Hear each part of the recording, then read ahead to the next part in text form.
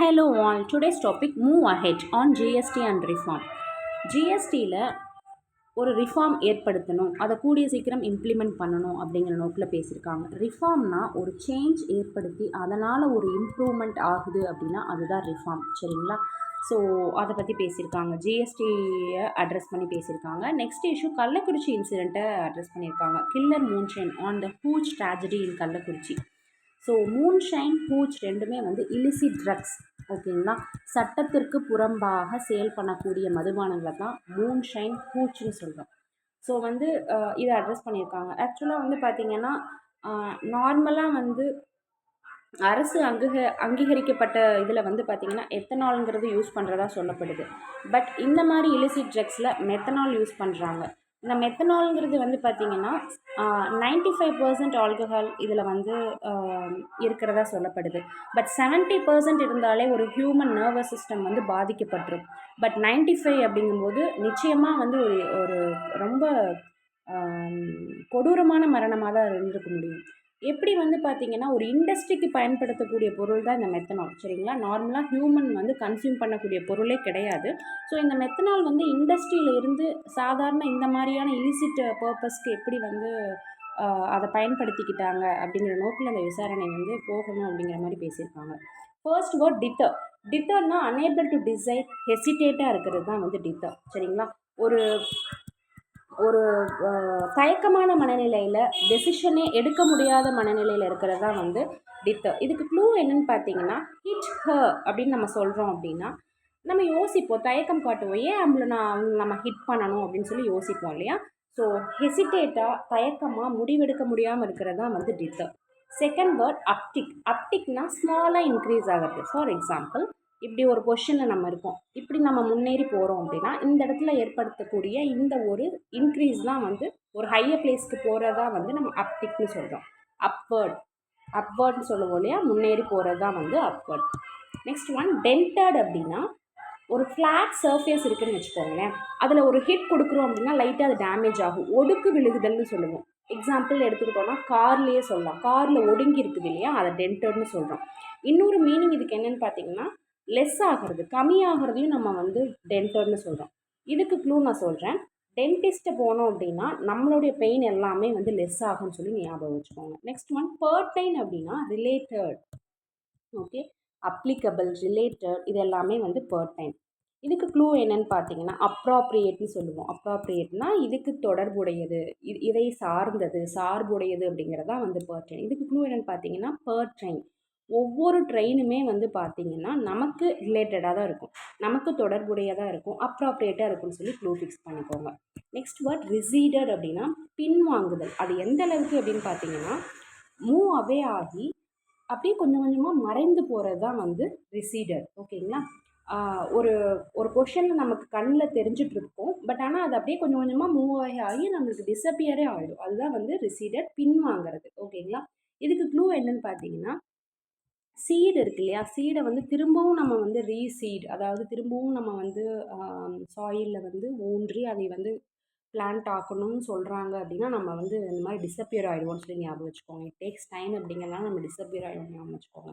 Next one envisaged. அப்படின்னா இது ஃப்யூச்சரில் நடக்குமா, இது பாசிபிளா அப்படின்னு சொல்லி நம்ம வந்து திங்க் பண்ணிகிட்ருப்போம், இமேஜின் பண்ணிகிட்ருப்போம் இல்லையா, அதுதான் வந்து என்விசேஜ். இதுக்கு க்ளூ என்னென்னு பார்த்தீங்கன்னா என்னுடைய விசா வந்து நான் ஏஜ் ஆனதுக்கப்புறமும் அப்ரூவல் ஆகுமான்னு சொல்லி நான் திங்க் பண்ணிகிட்ருப்பேன், இமேஜின் பண்ணிகிட்ருப்பேன்னு ஞாபகம் வச்சுக்கோங்க. பாசிபிளா, அதுக்கு பாசிபிளான நான் திங்க் பண்ணிகிட்ருப்பேன்னு ஞாபகம் வச்சுக்கோங்க, ஓகேவா? Next one casinos. அப்படின்னா ஒரு சோசியல் அம்யூஸ்மெண்ட்ஸ் நடக்கக்கூடிய ஒரு இடங்க. அதாவது அம்யூஸ்மெண்ட்ஸ்னால் பொழுதுபோக்கு இல்லைங்களா? அம்யூஸ்மெண்ட் அப்படின்னா அம்யூஸ்மெண்ட் பார்க்கெலாம் சொல்லுவோம் இல்லையா, அம்யூஸ்மெண்ட் பார்க்னால் பொழுதுபோக்குக்கான பூங்கா. ஸோ அம்யூஸ்மெண்ட்டான சோஷியலான விஷயங்கள், அதாவது கேம்பிளிங், இன்க்ளூடிங் கேம்பிளிங், சூதாட்டமும் அங்கே நடைபெறலாம், சரிங்களா? ஸோ ஒரு சோஷியலாக ஒரு ஈவெண்ட்ஸ் எல்லாம் நடக்கிறதா வந்து கேசினோஸ், ஓகேங்களா?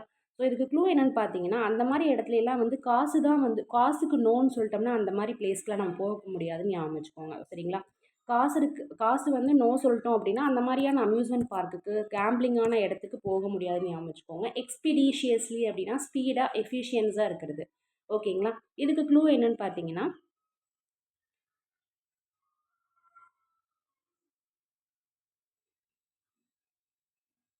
எக்ஸ் எக்ஸ்பீரியஸ்லி ஒரு எக்ஸ்பிரிமெண்ட் நடக்குது அப்படின்னா அதுக்கு வந்து நம்ம வந்து ரொம்ப ஸ்பீடாக எஃபிஷியண்ட்டாக மூவ் ஆகும்னு ஞாபகம் வச்சுக்கோங்க. ஸ்பீட் அண்ட் எஃபிஷியன்சி தான் வந்து எக்ஸ்பீரியேஷன்லி. ஸோ ஒரு எக்ஸ்பிரிமெண்ட் நடக்குது அப்படின்னா அந்த இடத்துல நம்ம வந்து ஸ்பீடாக எஃபிஷியன்ஸாக தான் மூவ் ஆகும் அப்படின்னு சொல்லி ஞாபகம் வச்சுக்கோங்க. நெக்ஸ்ட் ஒன் என்டைல் அப்படின்னா நெசசரியாக அதை வந்து ஆக்குறது. ஒன்றை வந்து வேணும்னே புஷ் பண்ணி அதுக்குள்ளே அதை இன்வால்வ் ஆக்குறது தான் வந்து என்டைல். ஓகேங்களா? இதுக்கு க்ளூ என்னென்னு பார்த்தீங்கன்னா என்னோட டெய்லை வேணும்ன்ட்டே அதில் வந்து இன்வால்வ் பண்ணிட்டாங்கன்னு ஞாபகம் வச்சுக்கோங்க. சரிங்களா? நான் இன்வால்வ் ஆகாமல் தான் இருந்தேன், பட் என்னோடய டெய்லை அதில் வந்து இன்வால்வ் பண்ணிட்டாங்க. Make necessary. ஓகேங்களா? அது முக்கியத்துவம் வாய்ந்ததாக ஆக்கப்படுதல் தான் வந்து என்டைல். சரிங்களா? டெய்ல்னா வால். ஸோ அது க்ளூவாக ஃபன்னியாக க்ளூ ஃபிக்ஸ் பண்ணிக்கோங்க. நெக்ஸ்ட் ஒன் டிக்டாட்ஸ் அப்படின்னா ஒரு டிக்ரினா ஒரு ஆர்டர், கவர்மெண்ட்டோட ஆர்டர். சரிங்களா? ஸோ ஒரு அஃபிஷியல் ஆர்டர், அதுதான் வந்து டிக்டாட்ஸ்ன்னு சொல்லுவோம். சரிங்களா? ஸோ இதுக்கு க்ளூ என்னென்னு பார்த்தீங்கன்னா டிக்டாக்கெல்லாம் வந்து பேன் பண்ணாங்க இல்லையா, அது வந்து டிக்ரின்னு ஞாபகம் வச்சுக்கோங்க. அதாவது கவர்மெண்ட்டோட ஆர்டர்னால தான் டிக்டாக்கை பேன் பண்ணாங்கன்னு ஞாபகம் வச்சுக்கோங்க. கன்வீன்ட் அப்படின்னா ஒரு பீப்புளை வந்து கேதர் பண்ணுறது, ஒன்று சேர்க்கிறது ஒரு மீட்டிங்காக. சரிங்களா? ஒன்று திரட்டல் தான் வந்து கன்வீன்ட். ஓகேவா? ஸோ இதுக்கு க்ளூ என்னென்னா ஒரு மீட்டிங் நடக்குதுன்னு சொல்லி பீப்புளை கன்வின்ஸ் பண்ணி நம்ம வந்து அழைச்சிட்டு வரோம், ஒன்று திரட்டுறோம், சேர்க்குறோம்னு ஞாபகம் வச்சுக்கோங்க. ஒன்று கூடுதல், ஒன்று திரட்டுதல் ரெண்டுமே வந்து கன்வீன்ட் தான், ஒரு மீட்டிங்காக, ஒரு பர்பஸ்ஃபுல்காக. நெக்ஸ்ட் ஒன் லேஸ்டு அப்படின்னா இதுவும் வந்து பார்த்திங்கன்னா ஒரு ட்ரக்கை தான் மென்ஷன் பண்ணுறாங்க. அதாவது ட்ரக்ஸ் இருக்கு இல்லையா, அதை வந்து இன்னொரு சப்ஸ்டன்ஸை வந்து ஆட் பண்ணுறதுனால ஒரு கிடைக்கக்கூடிய ஒரு ட்ரக்கை தான் வந்து லேஸ்டுன்னு சொல்கிறாங்க. 2 or more சப்ஸ்டன்ஸை அதில் வந்து மிக்ஸ் பண்ணி கிடைக்கக்கூடிய ஒரு இலிசிட்டான ட்ரக்ஸை தான் வந்து லேஸ்ட் அப்படின்னு சொல்லி சொல்கிறாங்க. நெக்ஸ்ட் ஒன் ஹூச்னா உங்களுக்கு நம்ம பார்த்தோம் இல்லையா, ஆல்கஹால் தான், இலிசிட் ஆல்கஹாலை தான் ஹூச்னு சொல்கிறோம். ரெண்டரிங் அப்படின்னா ஒரு ஹெல்ப் பண்ணுறது. சரிங்களா? ஒரு ஹெல்ப் பண்ணுறதையும் ரெண்டரிங்னு சொல்கிறோம். அதே மாதிரி ஒருத்தங்களை ஒரு சுச்சுவேஷனுக்கு தள்ளுறதையும் நம்ம ரெண்டரிங் தான் சொல்கிறோம். ஓகே, ஹெல்ப்பும் ரெண்டரிங் தான். ஒரு சுச்சுவேஷனை ஏற்படுத்தி அந்த சூழ்நிலைக்கு அவங்கள தள்ளுதலையும் நம்ம ரெண்டரிங்னு சொல்கிறோம். ஸோ இதுக்கு க்ளூ என்னென்னு பார்த்தீங்கன்னா ரெண்ட்டு தான் நம்ம வந்து ஹெல்ப் பண்ணுவோம், ரெண்ட்டுக்காக யாருக்காக ஹெல்ப் பண்ணுவோம்னு ஞாபகம் வச்சுக்கோங்க. அதே மாதிரி அந்த சுச்சுவேஷனுக்கு தள்ளப்பட்டிருக்காங்க அப்படிங்கிறதையும் ஞாபகம் வச்சுக்கோங்க. ஒரே க்ளூவாக ஃபிக்ஸ் பண்ணிக்கோங்க. நெக்ஸ்ட் ஒன் டிவேஸ்டேட்டிங் அப்படின்னா டெஸ்ட்ராய் கம்ப்ளீட்லி, முழுமையாக அழிந்து போகிறது தான் வந்து டிவேஸ்டேட்டிங். ஓகேவா? ஸோ இதுக்கு க்ளூ என்னென்னு பார்த்தீங்கன்னா வேஸ்டேட்டிங் ஆயிடுது அப்படின்னா அது வந்து பார்த்திங்கன்னா அழிந்து போயிடுது, டெஸ்ட்ராய் ஆகிடுதுன்னு ஞாபகம் வச்சுக்கோங்க. சரிங்களா? வேஸ்டேட்டிங்னு இந்த வேர்டை ஸ்ப்ளிட் பண்ணுங்கள். ஸோ வேஸ்ட் ஆகிடுச்சு, டெஸ்ட்ராய் ஆகிடுச்சுன்னு ஞாபகம் வச்சுக்கோங்க. ஃப்ளீஸிங் அப்படின்னா ஒரு கிரேட் டீல் ஆஃப் மணி வந்து அந்த இடத்துல வந்து இது சர்க்குலேஷனில் இருக்கிறது. சரிங்களா? ஓவர் சார்ஜ் பண்ணுறது, ஸ்பிண்டில்னு சொல்லுவோம். ஸ்பிண்டில்னாலும் ஒரு பணம் பிடுங்குவதற்கான ஒரு டிமாண்ட் வைக்கிறதா ஸ்பிண்டில்னு சொல்லுவோம். ஓவர் சார்ஜிங் இதெல்லாமே வந்து ஃப்ளீஸிங். ஓகேங்களா? ஒரு கிரேட் டீல் மணி வந்து அங்கே நடந்துகிட்ருக்கும். சரிங்களா? ஒரு பண பரிமாற்றம் நடக்கிறது தான் ஃப்ளீஸிங்னு சொல்லுவோம். ஸோ இதுக்கு க்ளூ என்னென்னு பார்த்தீங்கன்னா லீஸ் எடுக்கிறோம் அப்படின்னா ஸோ நம்ம கண்டிப்பாக அந்த இடத்துல ஒரு பணப்பரிமாற்றம் ஓவர் சார்ஜிங்காக நடந்திருக்கும். இந்த இடத்துல இது இல்லீகல், பட் நான் வந்து க்ளூக்காக சொல்கிறேன். சரிங்களா? ஸோ ஃப்ளீஸிங் இந்த சென்ஸ் ஓவர் சார்ஜ் பண்ணுறது, ஸ்பிண்டில் பண்ணுறது, பணம் வந்து அதிகமாக பிடுங்குதல். ப்ரூவிங் அப்படின்னா அதாவது அந்த ஆல்கஹால் ப்ரிப்ரேஷன் ப்ராசஸை தான் வந்து ஃபர்மெண்டேஷனை தான் ப்ரூவிங்னு சொல்கிறாங்க. ஃபர்மெண்ட் ஆகுது இல்லையா அந்த ஆல்கஹால் ப்ரிப்ரேஷன். ஏன்னா நேற்று அந்த இன்சிடென்ட் அட்ரஸ் பண்ணுறதுனால இந்த வேர்ட்ஸ் எல்லாம் இங்கே யூஸ் பண்ணியிருக்காங்க. ஃபர்மெண்ட் ஆகிற ப்ராசஸை வந்து ப்ரூவிங்னு சொல்கிறாங்க. நெக்ஸ்ட் ஒன் ஆம்பிட்னா எல்லை, லிமிட். சரிங்களா? லிமிட்டை தான் வந்து ஆம்பிட்னு சொல்கிறோம். ஸோ இதுக்கு க்ளூ வந்து ஐஎம் பிட். சரிங்களா? என்னோட பிட் அப்படிங்கிறது தான் என்னோட எல்லைன்னு ஞாபகம் வச்சுக்கோங்க. என்னோட பிட் என்னோட எல்லை அப்படின்னு ஞாபகம் வச்சுக்கோங்க. நெக்ஸ்ட் ஒன் காம்ப்ளசன்ஸ் அப்படின்னா மனநிறைவு, செல்ஃப் சாட்டிஸ்ஃபேக்ஷன் தான் வந்து காம்ப்ளசன்ஸ். இதுக்கு க்ளூ என்னென்னு பார்த்தீங்கன்னா நீங்கள் காம்ப்ளான் வந்து சென்ஸ் பண்ணி நம்ம அதை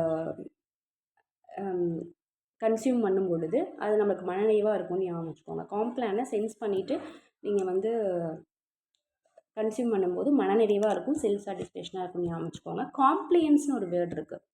இந்த வேர்டோடு அது மேட்ச் ஆகிறதுனால நான் இப்போ அதை சொல்லிடுறேன். காம்ப்ளியன்ஸ் அப்படின்னா இணக்கம். சரிங்களா? ஒரு ஆர்டருக்கு கட்டுப்படுறதா காம்ப்ளியன்ஸ். காம்ப்ளசன்ஸ்னால் மனநிறைவு, காம்ப்ளியன்ஸ்னால் ஒரு இணக்கம் தெரிவிக்கிறதா காம்ப்ளியன்ஸ். ஓகேங்களா? இன்ஹெரன்ஸ் அப்படின்னா உள்ளார்ந்து இருக்கிறது பேசிக்காகவே பெர்மனண்ட்டாகவே உங்ககிட்ட ஒரு விஷயம் இருக்கும். சரிங்களா? அது வந்து தொன்று தொட்டு நம்ம கூடயே வந்துட்டுருக்கிறது தான் வந்து இன்ஹெரண்ட். அதை மாற்றவே முடியாது. அதுதான் இன்ஹெரண்ட். ஓகேங்களா? ஸோ இன் ஹியர் உங்ககிட்ட இப்போ என்ன இருக்குதோ அதை வந்து எண்ட் பண்ணவே முடியாது. கடைசி வரைக்கும் அது தொடர்ந்து தான் வரும். பேசிக்காக இருக்கிறது உள்ளார்ந்த பெர்மனண்ட்டான விஷயத்தை தான் இன்ஹெரண்ட்டுன்னு சொல்லுவோம். நமக்குள்ளே இருக்கக்கூடிய ஒரு பழக்கமாக இருக்கலாம், இல்லை வந்து எதுவாகவே இருந்தாலும் அது தொடர்ந்து இருக்கக்கூடியது தான் வந்து இன்ஹெரண்ட். ஓகேங்களா? ஸோ நமக்குள்ளே இருக்கிறது ஹியர், இங்கே இருக்கிறது எண்ட் ஆகாது, அது தொடர்ந்து வரும்னு ஞாபகம் வச்சுக்கோங்க. Okay, tomorrow certain words learn பண்ணிக்கலாம். Thank you. Have a nice day.